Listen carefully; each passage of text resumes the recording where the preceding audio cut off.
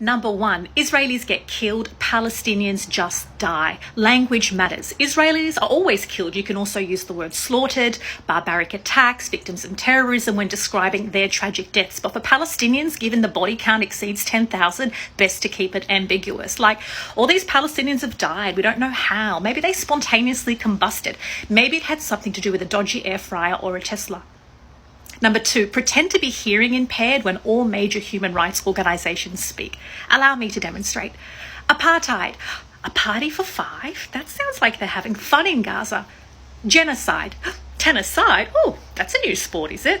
Number three, pregnant women killed, blame Hamas's tunnels. If you're angry at pictures of dead fetuses and bloody Palestinian mums, it's Hamas, not the IDF's fault. Hamas has tunnels, remember, everywhere, even to women's wombs. They're hiding in here, okay? Next up, free Gaza from hummus. At the end of the day, Gazans don't need to be free from getting the crap bombed out of them. They don't need to be freed from occupation and oppression. They just need to be freed from Hamas and even hummus. Declare a war on hummus. Never on the indiscriminate violence from the Israeli military, chickpeas and Hamas. Next up, oppose a ceasefire. Like, what's a ceasefire going to achieve anyway? Maybe if you're feeling generous, call for a humanitarian pause where you give Palestinians some water before they get killed. Hydrated corpses decompose better. And the hostages, yeah, sure, we want them back. But not if it means there's a ceasefire or a compromise or a step closer to peace. Nothing exists or happened before the October 7 attack. So if you own a calendar, shred it. Or a textbook that predates October 7, get rid of it, recycle it. I don't care. It's just important to reiterate that this violent insurgency is all a surprise. No idea why it happened or what's been happening to Palestinians since 1948.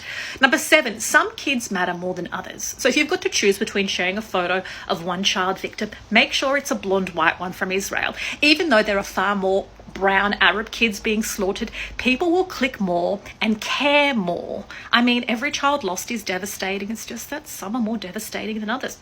I don't make the rules. And finally, self-defense is always a defense, but only when one side does it.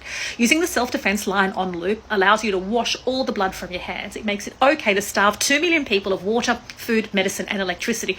They deserve it. They asked for it. Let's not forget there's only one victim on one side, and that's definitely not the ones dying a slow, painful death under the rubble.